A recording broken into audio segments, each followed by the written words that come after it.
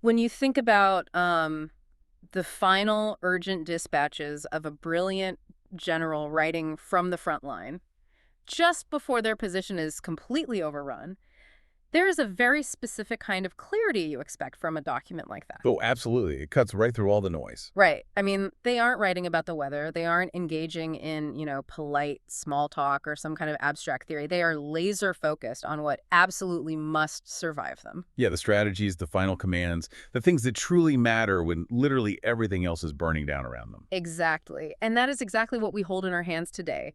It is not a polite theological treatise. It's a combat manual, and it's written from death row.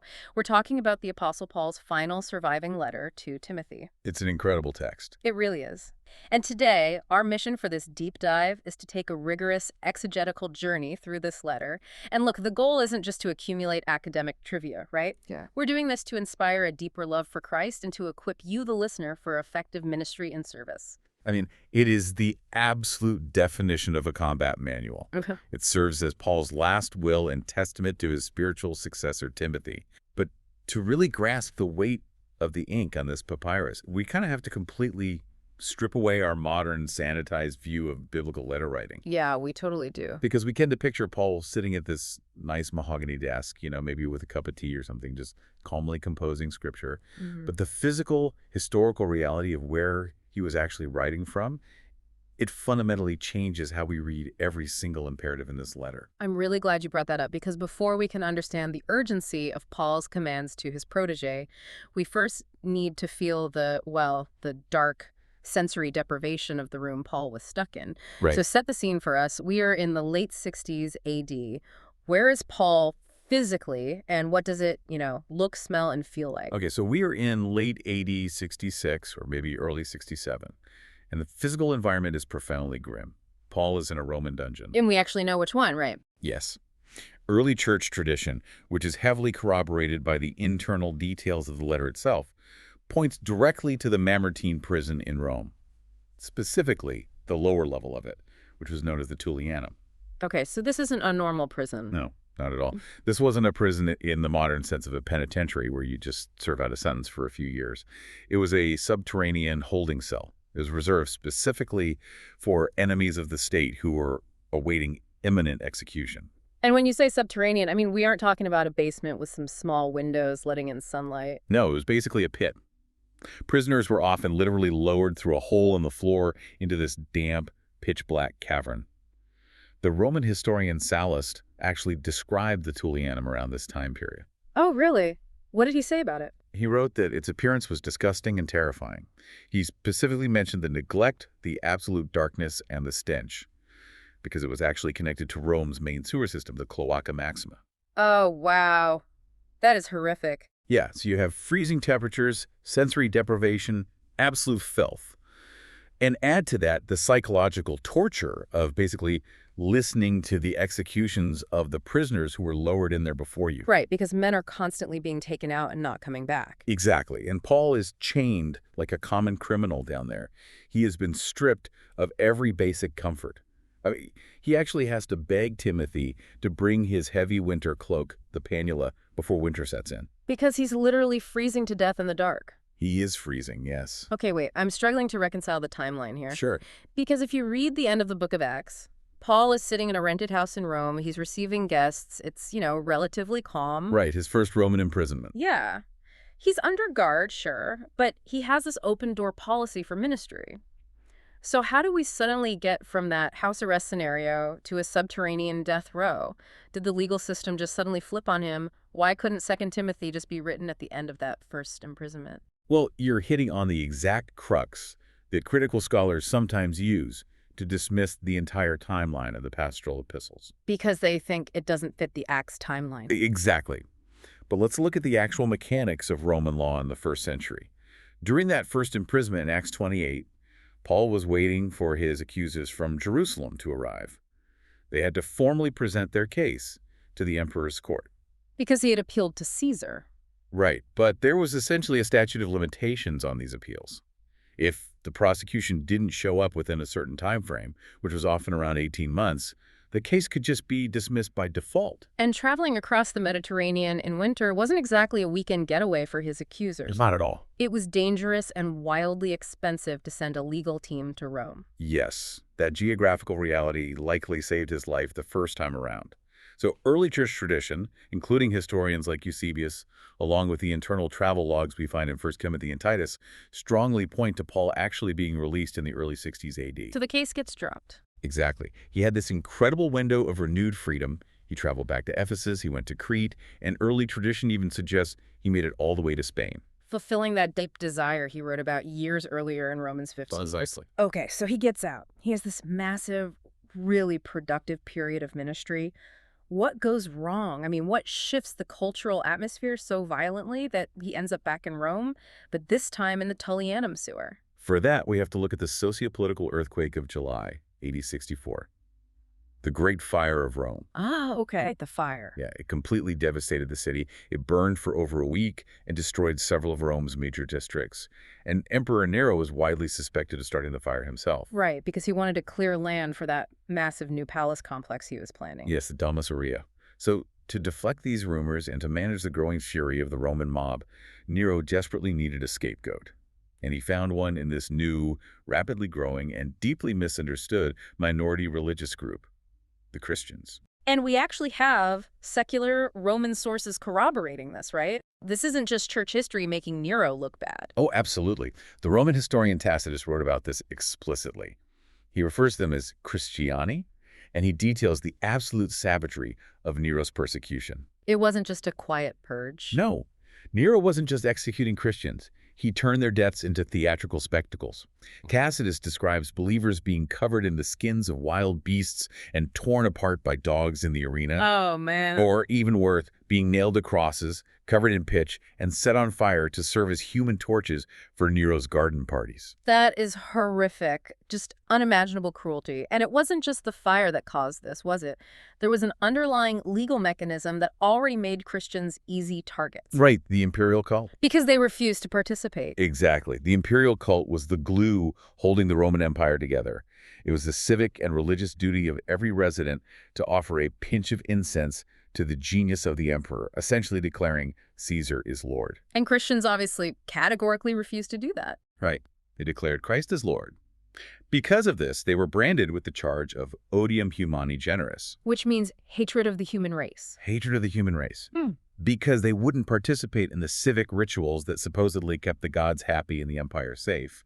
They were viewed as a subversive, treasonous superstition. So by the time Paul is rearrested around AD 66, Christianity has essentially been criminalized. Yes. He isn't awaiting a fair hearing like he was in Acts 28. He's caught in the machinery of a state-sponsored purge.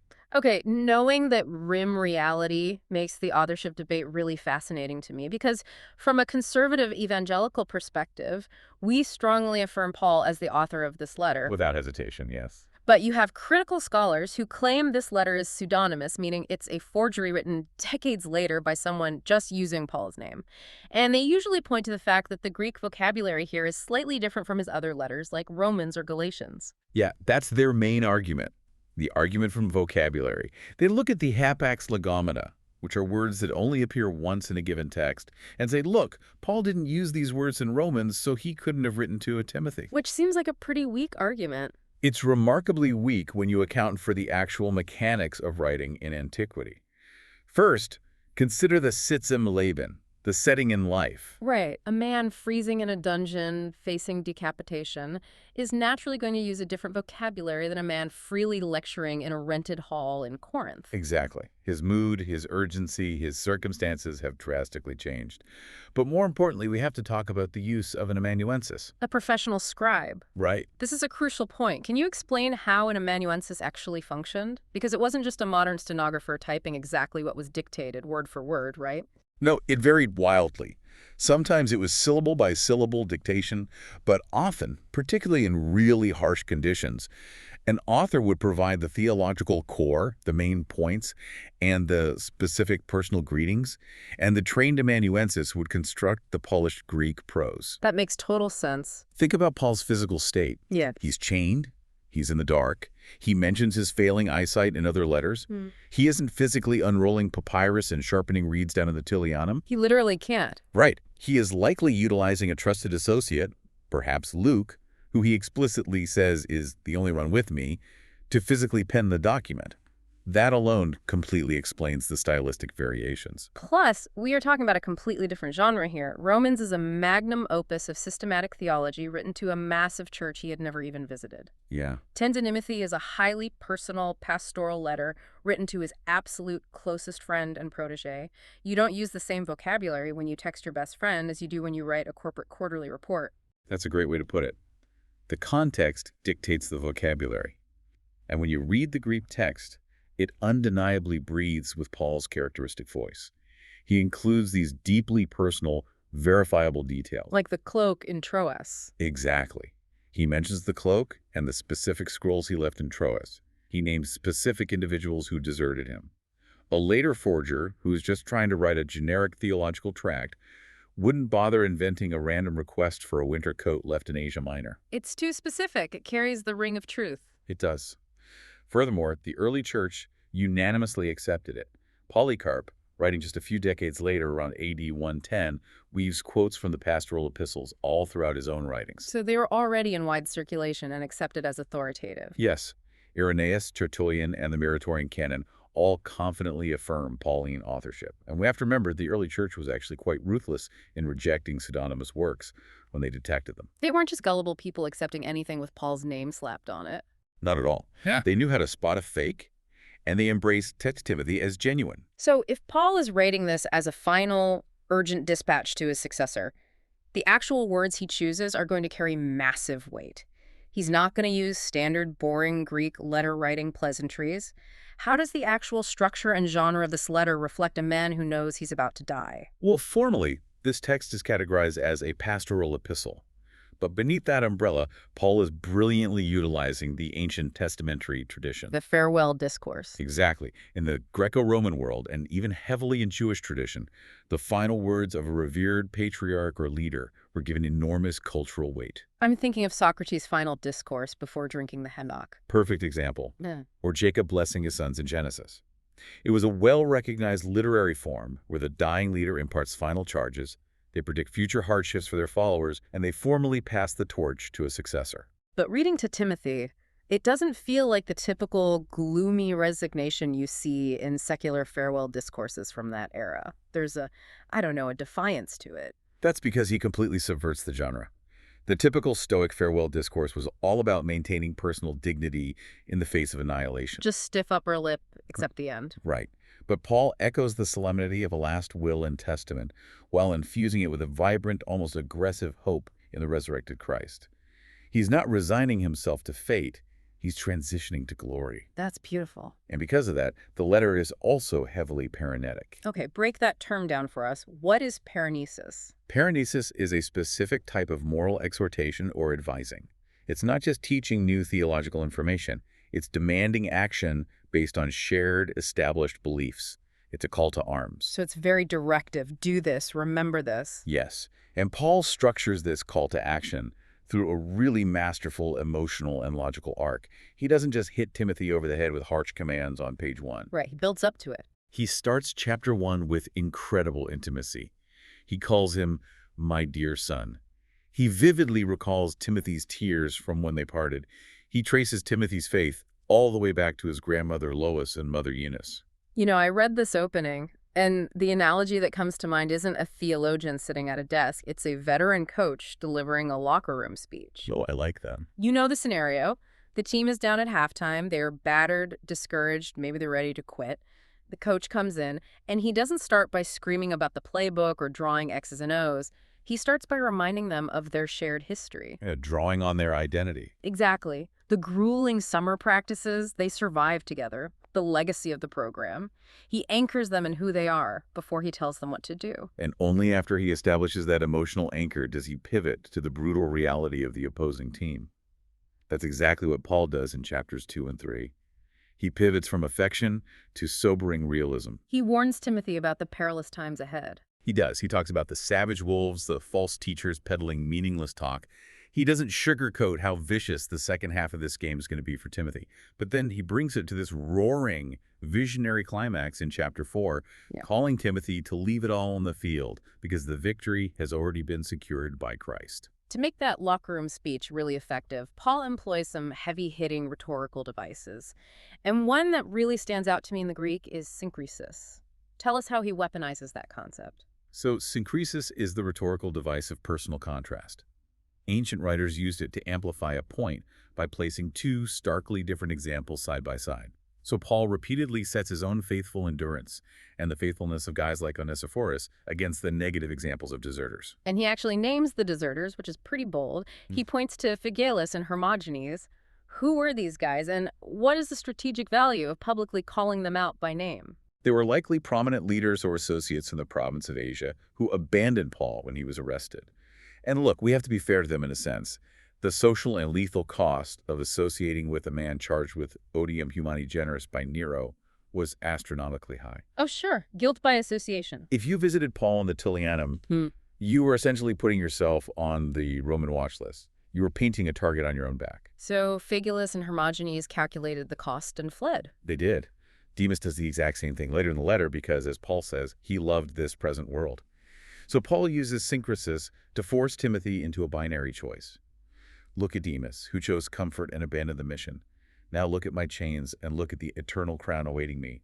Choose which path you are going to walk. Wow, there is no middle ground there. It's one or the other. And he wraps this entire binary choice inside another major rhetorical device. An inclusio. Yes. An inclusio is a literary envelope. An author will start and end a section, or in this case the entire letter, with the exact same thematic concept to show that everything inside that envelope is governed by that idea. And what's the envelope here? The envelope here is the command to guard the deposit. You see it explicitly in chapter 1. It completely drives the discipleship mandate in chapter 2. It grounds the defense against the false teachers in chapter 3. And it culminates the final charge in chapter 4. And the Greek word for deposit there is parathoko, right? Yes, parathoko. This wasn't just some vague religious buzzword. It had massive economic implications in the ancient world. It was a very specific legal and financial term. In the ancient world, there was no FDIC insurance. There were no secure electronic bank accounts. If you were going on a dangerous journey, you took your life savings, your gold, your family heirlooms, and you entrusted them to a deeply loyal friend. You literally hand over everything of value. Right. And that wealth was the paratheka. It was a sacred trust. The social expectation was that if the friend's house caught fire, he was expected to save your deposit before he even grabbed his own possessions. Man, that drastically changes the tone of the command. The gospel isn't just a list of theological propositions that Timothy is supposed to memorize. It is the priceless treasure of the universe. Yes. Paul is basically saying, I am about to be executed. I am handing you the life savings of the church. Guard it with your life. That's exactly it. And to explain how to guard it, Paul pulls 3 incredibly vivid metaphors straight out of the Greco-Roman cultural landscape in chapter 2. He uses the soldier, the athlete, and the farmer. Dive into those because he's actually subverting the culture's own ideals here, isn't he? Completely subverting them. Let's look at the soldier first. Rome prized military discipline above almost everything else. When a Roman legionary took the sacramentum, the military oath, he stripped himself of his civilian rights and entangled himself entirely in the will of his commanding officer. His life was no longer his own. Right. So Paul tells Timothy, share in suffering as a good soldier of Christ Jesus. No soldier gets entangled in civilian pursuits. He's demanding absolute, undivided loyalty to the mission, even when the rations are short and the battle is fierce. Then he moves to the athlete. He says, an athlete is not crowned unless he competes according to the rules. Right, and Paul is likely drawing on the Isthmian Games, which were nearby in Corinth, or the Olympics.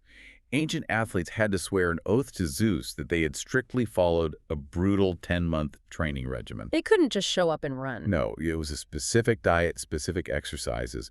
If they cut corners in the dark during training, they were disqualified from receiving the laurel wreath in the light. So Paul is telling Timothy that ministry isn't just about explosive moments of public victory. Exactly. It's about the grueling, unseen discipline of holiness and doctrinal fidelity. You can't cheat the process. And finally, the farmer, which honestly feels like a shift. Because the soldier and the athlete, they have a certain glory to them, right? Crowds cheering, parades. The farmer is just exhausted. That's precisely the point of the agrarian metaphor. Paul says, it is the hardworking farmer who ought to have the first share of the crops. Farming in the rocky Mediterranean soil was brutal, back-breaking, unglamorous work. You don't get applause for plowing a field. You really don't. You just get blisters. And you have to wait months to see if the seed even takes. It requires immense, quiet patience. What I find brilliant here is how Paul weaponizes these images against the dominant philosophies of his day, because you had Stoicism and cynicism floating all around the Roman Empire. And they also talk constantly about endurance, the Greek concept of hypomone and self-discipline. But their version of endurance was fundamentally different from Paul's. Night and day difference. The Stoic philosopher Epictetus, for example, taught that endurance was about autonomous virtue. Pulling yourself up by your own bootstraps, developing an iron will so that nothing in the external world could ever disturb your internal apathy. It was profound self-reliance. I don't need anyone. I can endure this myself. Yes, but Paul takes those same cultural images, the Stoic soldier, the disciplined athlete, and completely shatters that foundation, because he prefaces these metaphors in verse 1 by saying, "Be strong in the grace that is in Christ Jesus." That's the hinge. The endurance Paul is calling for isn't grounded in human willpower. It is grounded in the grace of Christ. It is a dependent endurance, not an autonomous one. Exactly. And to give this dependent endurance its ultimate authority, Paul doesn't just rely on Greco-Roman imagery. He anchors his entire argument in the bedrock of the Hebrew Scriptures. This is where we get to the intertextuality. Yes, the profound intertextuality of 2 Timothy. Paul treats the Old Testament not as some dusty, distant archive, but as a living prophetic voice speaking directly to Timothy's current crisis. I love exploring the story behind the story. Let's look at 2 Timothy 2.19. Paul is addressing a major crisis in the Ephesian church, where false teachers, specifically Hymenaeus and Philetus, are claiming the resurrection has already happened. Right, they're destroying the faith of some. And in the midst of this theological mutiny, Paul writes, "The Lord knows those who are his." Now, that is a direct quote from the Greek Septuagint translation of Numbers 16.5. Unpack that original context for us, because it's wild. It is wild. Number 16 is the terrifying story of Korah's rebellion. Israel is wandering in the wilderness. Moses and Aaron are the God-appointed leaders. But Korah, along with 250 prominent community leaders, decides to stage a mutiny. They want the power for themselves. Yeah, they claim that everyone is holy and Moses has exalted himself too high. It's chaotic, the community is deeply fractured, and false claims are flying around about who truly speaks for God. It's a complete structural collapse of authority. And in that exact moment of absolute crisis, Moses falls on his face and God declares, "The Lord knows those who are his." God vindicates his true servants by literally splitting the earth open to swallow Korah and his followers alive. Which is terrifying. Okay. But what's fascinating is how Paul maps this wilderness typology directly onto the Ephesian church. He's aiming right at the false teachers. He's basically saying, look, Hymenaeus and Philetus might have a following. They might sound really persuasive. But just like God knew who was truly his during the chaos of Korah's mutiny, God still possesses that sovereign, penetrating knowledge today. Yes, the firm foundation of God stands sure, even when prominent leaders are distorting the truth. And the implicit warning there is devastating. The men in the wilderness who opposed the truth were swallowed alive. Paul is essentially telling the Ephesian heretics, you are standing on very fragile ground. He does something very similar with Exodus a chapter later. In 2 Timothy 3.8, Paul is describing the terrible times of the last days, and he invokes two specific names, Jannes and Jambres. Right. Now, if you search your Old Testament, you aren't going to find those names anywhere in the book of Exodus. Where does Paul get them, and what are they doing here? They come from the Targums, an extra-biblical Jewish tradition which identified Jannes and Jambres as the specific Egyptian court magicians who opposed Moses before Pharaoh. Okay, so these are the guys who tried to replicate Moses' signs using counterfeit occult power. Exactly. When Aaron's staff became a snake, their staffs became snakes. When Moses turned the water to blood, they used their secret arts to do the exact same thing. They were spiritual counterfeiters. They possessed a form of godliness, or at least a form of spiritual power, but they were actually agents of opposition. Yes. You know, I love to compare this to modern-day internet grifters. Oh, that's a good comparison. You know the type. The guys who use all the right theological buzzwords, they have the slick production value, they gather a massive following, but beneath the surface, it's a complete counterfeit designed to enrich themselves and distract from the actual gospel. That is a highly accurate modern parallel, and Paul explicitly links the Ephesian false teachers to these Egyptian magicians. Mhm. He writes, just as Jannes and Jambres opposed Moses, so also these teachers oppose the truth. They are men of depraved minds who, as far as the faith is concerned, are rejected. But don't miss the conclusion of the Exodus typology. How does the story of the magicians actually end? They eventually hit a wall. Right. They try to replicate the plague of gnats and they fail, and they have to publicly confess to Pharaoh, this is the finger of God. Their folly becomes completely obvious to everyone. And that is exactly what Paul promises Timothy in the very next verse in chapter 3. He says, but they will not get very far because, as in the case of those two men, their folly will be clear to everyone. So the original Exodus context highlights God's ultimate triumph over counterfeit opposition. Yes, and Paul recontextualizes it to give Timothy courage. He's saying, yes, this opposition in Ephesus feels fierce right now, but it is ultimately futile. They are cheap parlor tricksters compared to the power of the gospel. Hold the line because their expiration date is coming. It's a typological guarantee of victory. The pattern of resistance to God's redemptive work repeats itself in every generation, but so does God's victory. Always. Now, there is one intertextual reference, though, that I really need us to drill down on, because on the surface, it feels like a glaring historical contradiction. Okay, which one? In chapter 4, verse 17, Paul is reflecting on his preliminary hearing before the Roman authorities, and he says, I was delivered from the lion's mouth. This is a clear echo of Daniel 6, Daniel in the lion's den, and also Psalm 22. Right. But hold on. We just established he is freezing in the Tullianum, about to be brutally decapitated by Nero's executioner. Isn't that a massive contradiction? How in the world can a man who is about to be beheaded claim he was delivered from the lion's mouth? It's such a great question, and this is perhaps the most profound redemptive historical trajectory in the entire letter. To answer that, we have to look at how Paul completely redefines the concept of deliverance through a cruciform lens. Meaning through the lens of the cross. Exactly. Paul isn't talking about a physical rescue from the executioner's block here. He knows he isn't getting out of this alive. He's already said he's being poured out like a drink offering. He is talking about participating in the pattern of righteous suffering that finds its ultimate climax in Christ. So deliverance doesn't mean escaping pain or death anymore? Ultimate deliverance, for Paul, isn't the evasion of physical death. It's safe passage through death into the heavenly kingdom without compromising his faith. Look at the very next verse. He writes, the Lord will rescue me from every evil attack and will bring me safely to his heavenly kingdom. Safely to his kingdom, not safely out of prison. Right. The God who physically delivered Daniel from the lions is the same God standing with Paul, but now the deliverance is eschatological. It's looking forward to the end. Yes. The lion isn't necessarily the physical beast in the arena, nor is it just Nero. The ultimate lion is Satan, who seeks to devour Paul's faith by making him recant under pressure. Oh, wow. By maintaining his confession of Christ even to the point of a severed head, Paul defeats the lion. His impending martyrdom is not a defeat. It is his final, absolute victory. That fundamentally changes how we view suffering. It means the worst the empire can do to you is merely a vehicle for your ultimate deliverance. Yeah, it's the hope of the gospel right there. It is. This brilliant interweaving of Old Testament typology, from Korah's mutiny to the Egyptian magicians to Daniel's deliverance, it all converges to exalt a single central figure. Let's move into the thematic synthesis of the letter. What is the theological core of 2 Timothy? Jesus Christ is the absolute center. He is the central nervous system of this text. Every theme, every warning about false teachers, every encouragement to endure, it all flows out of and points directly back to the person and work of Jesus. He isn't just an idea. No. He is presented not just as an abstract theological concept, but as the living, ruling sovereign.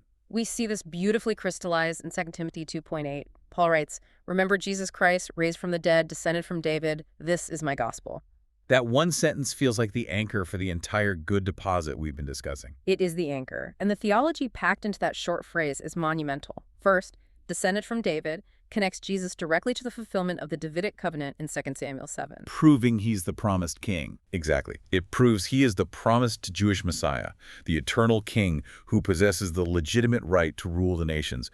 But the phrase, raised from the dead, is what validates that kingship. Because it proves he conquered the grave. Right. It proves he has conquered the ultimate enemy, death itself, and has been vindicated by God the Father.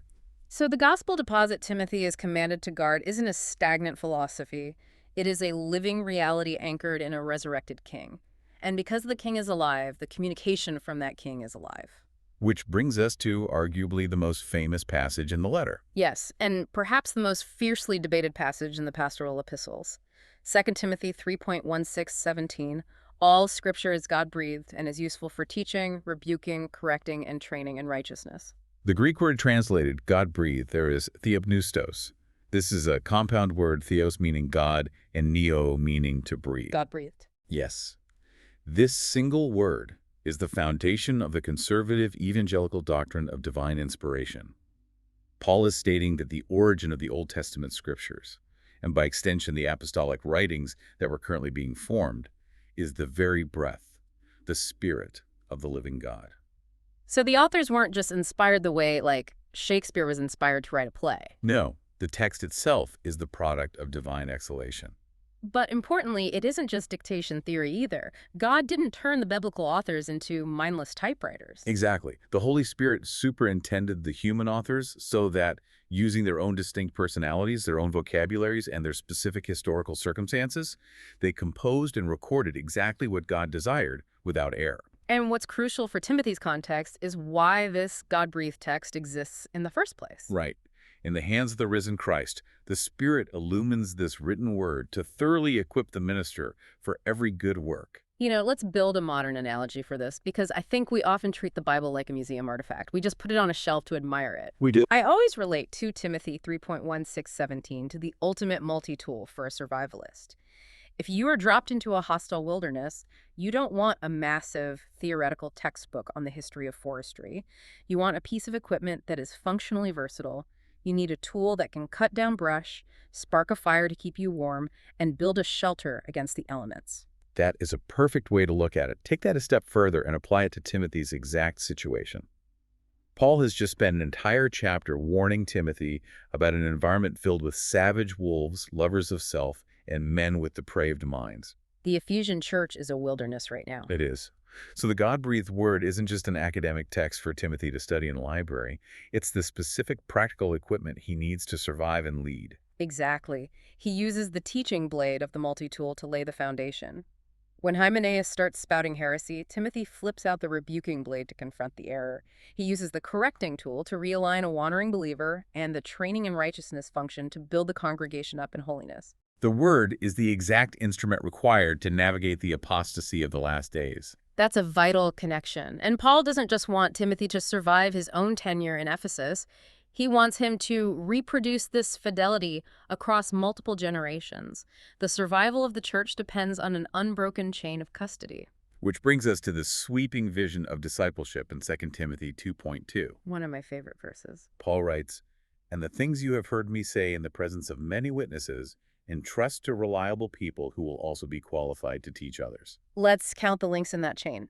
That is 4-generation succession plan in a single sentence. Yes, it is. Paul is generation 1, Timothy is generation 2, the reliable people are generation 3, and others are generation 4.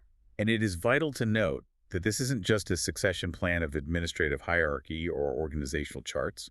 It is a succession of theological fidelity. Protecting the parathy. Yes.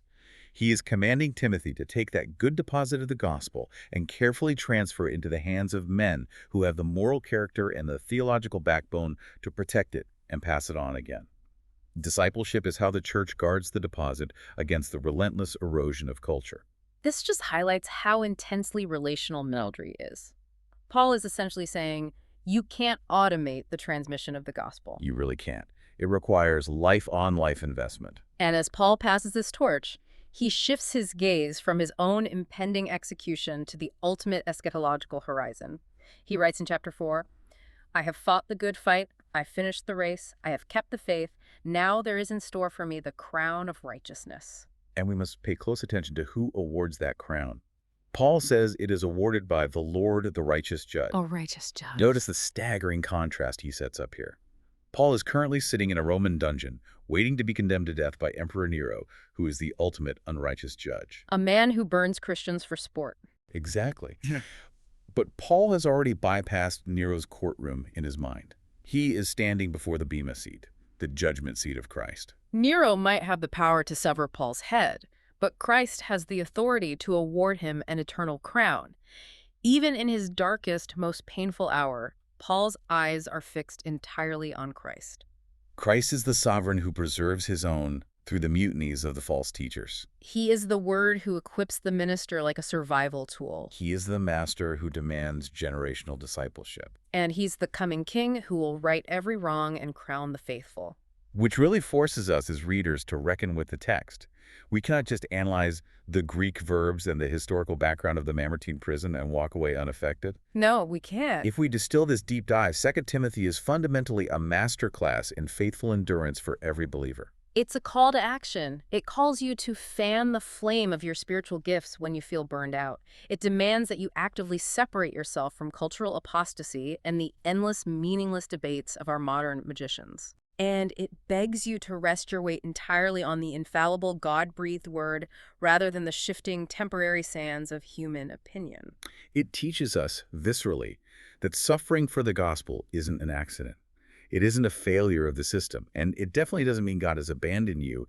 It is participation in the very pattern of Christ. Yes. And that requires a cruciform discipleship, a life that matches our creed.